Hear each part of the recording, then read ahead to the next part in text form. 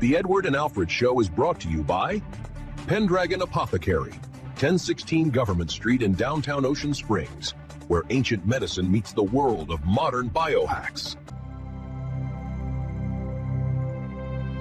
Okay, well, we learned a little bit about the Santa Claus tradition as it relates to Turkey. Okay, but the Western European version is something I wanted to touch on, and I think we've got Alfred back connected with us now. Alfred, are you in the green room? Are you awake right now? Can you talk to us?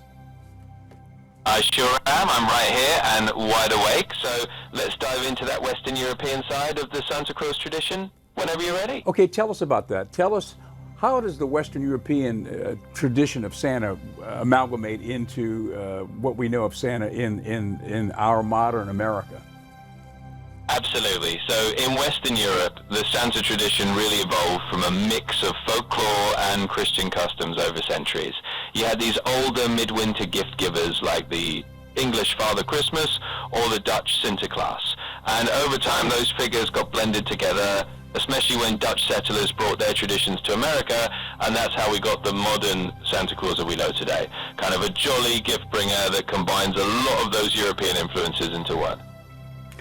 I didn't know much about the Turkish side of it, the Turkish story, but I knew about the Western European side, and I thought that was the only side, but I guess there's more to the story. Tell us a little bit more in depth about how Santa comes from Western Europe into what we know of Santa here in America. Absolutely, I'd love to. So, diving a little deeper, basically in Western Europe you had these traditions that kind of merged over time.